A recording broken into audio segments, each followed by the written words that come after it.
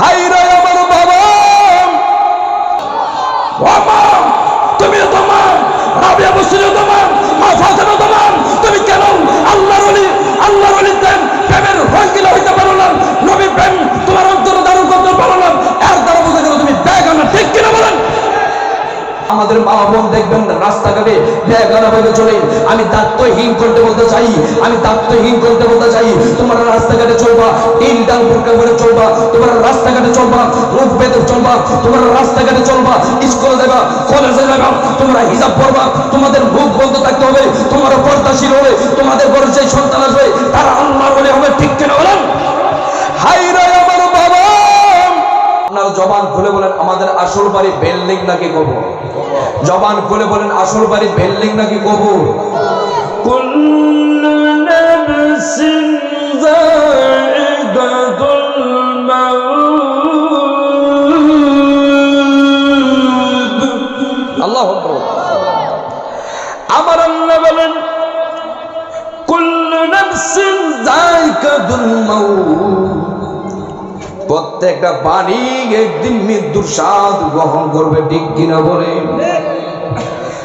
ও আমার আব্বুজিরা গো, ও আমার বন্ধুরে, মৃত্যু যেদিন আসবে কারোর কাছে বললে আসবে না। কত সুন্দর শিকল কাঠের খাট, কত সুন্দর তোমার বাড়ি, কত সুন্দর তোমার পরিবেশ। হাইরে দুলাবালু বিছানায় শুইলে তোমার শরীরটা চোখলানো ধরে, দুলাবালু বিছানায় তুমি শুইতে পারো না। যখন আর যাইল আসবো ওই দুলাবালু মানবে না, তোমাকে অন্ধকার কবর লাগবে। কথা বলবে কিনা রে বাবা? ওই অন্ধকারে যাইবার আগে আল্লাহর গোলামি দরকার আছে কি নাই? এখন আমি বলতে চাই, আমরা যে মারা যাব, শুধু আমরা মারা যাব নাকি নারীও মারা যাব? নারীও মারা যাব। আজকের ওয়াজটা আমি নারী দিয়ে শুরু করব। আলহামদুলিল্লাহ। কারণ আমাদের সমাজে দেখা যায় কিছু নারীরা বেগানা চলে। ঠিক কিনা বলেন? যারা বেগানা চলে তাদেরকে বলবো মা তোমরা পর্দাশীল হয়ে যাও। ঠিক কিনা বলেন? কারণ পর্দাশীল হলে তোমার জন্য তোমার গর্ভে যে ছেলেটা আসবে ওই ছেলেটা আল্লাহর ওলি হয়ে যাবে। সুবহানাল্লাহ বলেন। তুমি যদি পর্দাশীল হইতে পারো, তোমার ঘরে যে সন্তানটা আসবে ওই সন্তানটা একদিন আলেম হইব।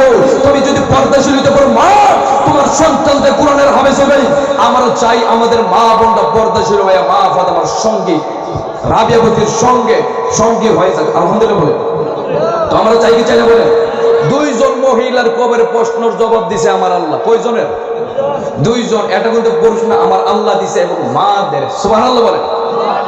এই জন্য বলতেছি কারণ এখানে আপনি কি মেম্বার, এখানে মেম্বার সাহেব বসে আছে, ওনাকে বসে যদি আমি ডাইনে বামে আলোচনা করি এই আলোচনাটা গ্রহণযোগ্য হবে না।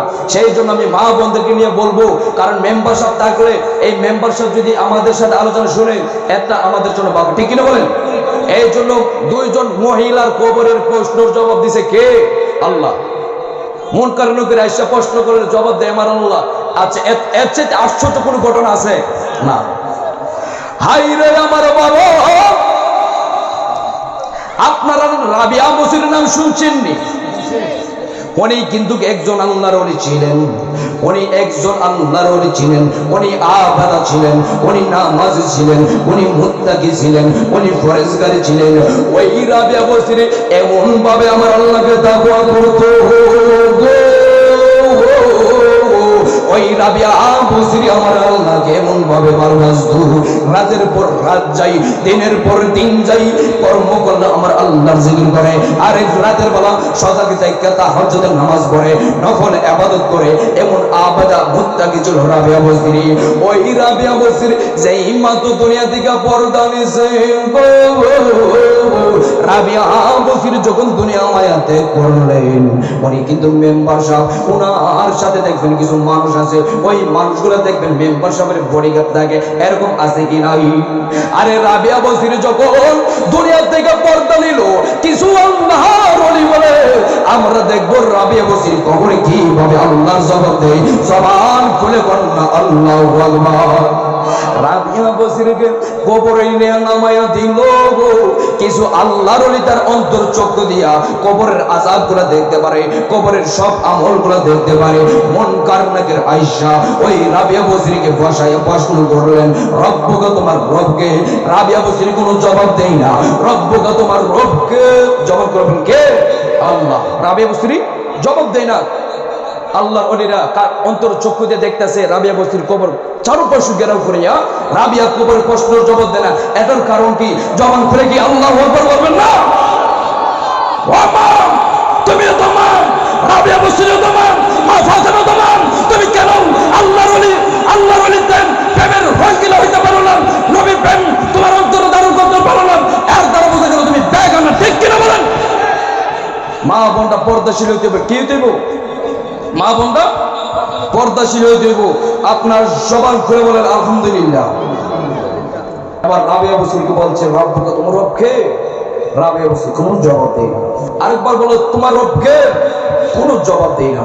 যেই মতো জবাব দেয় না, এবার রাবিয়া বসরি চুপ হয়ে রয়েছে। অনেকক্ষণ পরে বলতেছে, তোমরা যে আমাকে প্রশ্ন করছো আমার রবকে, আমি যদি বলি আমার রব আমার আল্লাহ, আর আল্লাহ যদি বলে আমি রাবিয়াকে চিনি না, তাহলে আমার প্রশ্নের জবাব দেয়া হইব কি? ঠিক কিনা বলে?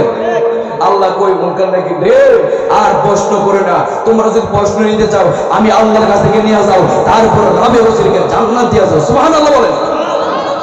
আরেকজন মহিলা যার প্রশ্নের জবাব দিচ্ছেন আমার আল্লাহ স্বয়ং, যার প্রশ্ন জবাব দেওয়ার জন্য আমার রাসূল পাগল ছিল, তার প্রশ্ন স্বয়ং আমার আল্লাহ দিয়ে দিয়েছে। সুবহানাল্লাহ বলেন।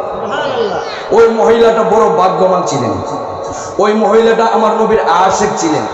আমার নবী যখন খেরে বলতে ধ্যান সাধনা করতেন, 15 বছর 3 মাস ধ্যান সাধনা করছেন খেরে গোয়ায়। কোথায়? খেরে গোয়ায়। ওই মহিলা আম্মাজান খাদিজা, ওই আমার আম্মাজান খাদিজা আমার রাসূলকে নিয়ে খাবার দিলেন। সুবহানাল্লাহ বলেন। অনেক কষ্ট করেছেন আমার নবীর প্রেমে পড়িয়া। আম্মাজান খাদিজার ধন সম্পদ অভাব ছিল না, কিন্তু আম্মাজান খাদিজা আমার নবীর প্রেমে ধন সম্পদ সবকিছু কোরবান করে দিয়েছে। সুবহানাল্লাহ বলেন। ওই আম্মাজান খাদিজাকে আমার আল্লাহ প্রশ্নের জবাব দিয়েছে। সুবহানাল্লাহ বলেন। কিভাবে দিছে একটু শুনে। আল্লাহ কোরআনে কইছে, কুল্লু নাফসিন যায়গাতুল মাউত, প্রত্যেক বাণী মরণশীল। হঠাৎ মা খাদিজা চোখের পানি ফেলায় কান্না শুরু করলেন। সুবহানাল্লাহ বলেন। মা খাদিজা চোখের পানি ফেলায় কান্না শুরু করলো। যখন কান্না শুরু করলো, মা খাদিজা কান্না শুরু করলো। মা ফাতেমা একবারে ছোট যাইয়া কই, ও আম্মা আপনি কান্দেন করো। মা খাদিজা ডাক দিয়া কই, আমি বলবো না। মা ফাতেমা একটা দূর বললেন আমার নবীর কাছে, ইয়া রাসূলুল্লাহ, নবী গো। আল্লাহু আকবার বলেন। ও মায়ের নবী গো, দেখেন না আমার আম্মা দি কান্না করে। আমার নবী মা খাদিজার কাছে আসলেন। গো আয়েশা কই, খাদিজা তুমি চোখের পানি ফেলায় কেন কান্না করো? খাদিজা ডাক দিয়া কই, ইয়া রাসূলুল্লাহ, নবী গো, আমি খাদিজা আপনার কাছে ইসলাম গ্রহণ করিয়া আমার ধ্যান দিলাম, আমার সম্পদ দিলাম, আমার যৌবন দিলাম। ও নবী গো, আপনি আমার সম্পদ নিয়ে এতিমদেরকে বন্টন করে দিয়েছেন, অসহায়দেরকে বন্টন করে দিয়েছেন, গরিবদেরকে বন্টন করে দিয়েছেন। নবী গো, ও নবী গো, আমি আম্মাজান খাদিজা কই, নবী গো, আমি আপনার কাছে 3টা জিনিস চাইবো। সুবহানাল্লাহ। এবার 3টা জিনিস চাইলেন, শেষ করুন। 3টা জিনিস চাইলেন, ওই 3টা জিনিস বলে আমি শেষ করে ফেলবো, কারণ এই দরবার অসংখ্য ওলামায়ে আছে। ঠিক না বলেন? আর আলোচনা করতে গেলে সময় প্রয়োজন। আমাদের আলোচনা ইউটিউবে আছে, কেল্লাশা মিডিয়াতে, তো আপনারা সকলে আমার জন্য দোয়া করবেন। আলহামদুলিল্লাহ বলেন। এবার আম্মাজান খাদিজা কয়টা জিনিস চাইলেন? 3টা জিনিস চাইলেন। নবী গো, আমার অনেক ভয় যখন আরজাইল আসবে, আমাকে রূহ নিয়ে যাবে, আমাকে অন্ধকার কবর রাখবে। সুবহানাল্লাহ বলেন। ইয়া রাসূলুল্লাহ, নবী গো,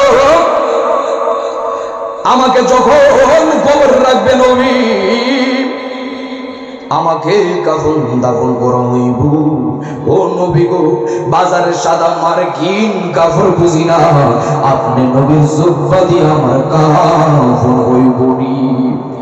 যাই জুব্বা পয়রা নবী গো, আপনি কেন গোদান সাধনা করতেন, ওই জুব্বাটা আমি খাদিজারে দিবেননি।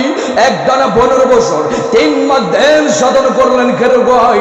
ও নবী গো, আপনার জন্য আমি খাবার নিয়ে গেছি, ওই জুব্বাটা দিয়া আমি খাদিজার কাফন দাফন হইবনি। জবান খুলে বন্না আল্লাহু আকবার। এবার মা খাদিজা কই?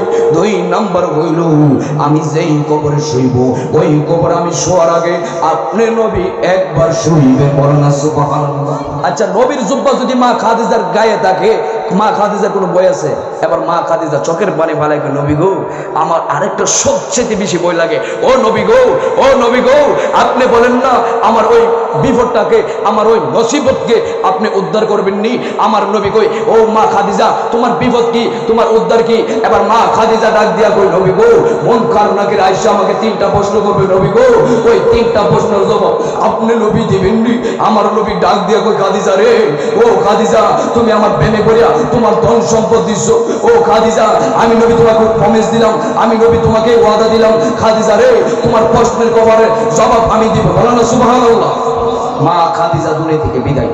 এই আলোচনা করতে বলে রাত যাবে, দিন যাবে, শেষ হবে না। আমি শেষ করতেছি, মা খাদিজা কি দুনিয়া থেকে বিদায়। যখন বিদায় নিলেন, আমার মা খাদিজাকে কাফন দাফন করলেন, নবীর জুব্বা মুবারক দিয়া কাফন করিয়া দাফন করার জন্য গুরুস্থানে খনন করিয়া মা খাদিজাকে কবর রাখিয়া ওনার কবর দেওয়ার পরে আশেপাশে যত মানুষ আছে, মানুষগুলা সাহাবে কারাম বলতেছে, নবী গো, আপনি চলে আসেন।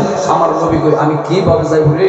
আমার খাদিজাতে বলছিল তার কবরের প্রশ্নের জবাব আমি নবী দেওয়ার জন্য। সুবহানাল্লাহ বলে সাহাবায়ে কেরাম ডাক দিয়া কই, ইয়া রাসূলুল্লাহ, নবী গো, আপনি আর মা খাদিজার কবরে থাকবেন না, আপনি চলে আসেন। আমার নবী যাইল খাদিজার প্রেমের বদলে, আরে আমার পাশে যদি চেয়ারম্যান আছে, আমি মুহূর্তে যদি মাহফিলটা বন্ধ করতে, পুলিশ আছে, চেয়ারম্যান যদি বলে মাহফিল চলো, পুলিশের ক্ষমতা আছে? পুলিশের ক্ষমতা আছে? নাই। আমার নবী কই, আমি আছি খাদিজার কবরে, মুনকার নাকির করো, মুনকার নাকির 14 ঘুষের বাপ আসা সাহস তাই বলে, ঠিক কিনা বলেন? এবার মা খাদিজা যখন কবরে ছিলেন, ওই কবরে থাকার পরে, ওই কবরে থাকার পরে 1 মিনিট গেল, 2 মিনিট গেল, 5 মিনিট গেল, 10 মিনিট গেল, আধা ঘন্টা হয়ে গেল, ওই খবরে মা খাদিজার খবরে মুনকার নাকির আসে না। আল্লাহ ডাক দিয়ে কই, বন্ধু, ও বন্ধু, ও বন্ধু, আমি আল্লাহ ওই মা খাদিজার প্রশ্নের জবাব দিয়ে দিলাম। আল্লাহ ডাক দিয়ে কই, জিবরাইল, তুমি যাও আমার বন্ধুর কাছে, যাইয়া বলবা আমি মা খাদিজার প্রশ্নের জবাব আমি নিজে স্বয়ং আল্লাহ দিয়েছি। সুবহানাল্লাহ বলে। তো মার খাদিজার প্রশ্ন জবাব শোন কে দিছে? কিসের বদলে? প্রেমের বদলে, ফরেজগারি বদলে, মুত্তাকি বলে, ইমানদার বলে। আমাদের মা বোন দেখবেন রাস্তাঘাটে বেগানা ভাবে চলে। আমি দায়িত্বহীন করতে বলতে চাই, আমি দায়িত্বহীন করতে বলতে চাই, তোমরা রাস্তাঘাটে চলবা, তিন ডাল বোরকা পরে চলবা, তোমরা রাস্তাঘাটে চলবা, মুখ বেঁধে চলবা, তোমরা রাস্তাঘাটে চলবা, স্কুলে যাবা, কলেজে যাবা, তোমরা হিজাব পরবা, তোমাদের মুখ বন্ধ থাকতে হবে, তোমরা পর্দাশীল হবে, তোমাদের ঘরে যে সন্তান আসবে তারা আল্লাহর ওলি হবে, ঠিক কিনা বলেন? হাই রে আমার বাবা, তোমরা যদি পর্দাশীল হইতে চাও, মা ফাতেমাকে অনুসরণ করবা, রাবিয়া বসরিকে অনুসরণ করবা, ঠিক কিনা বলেন? যাই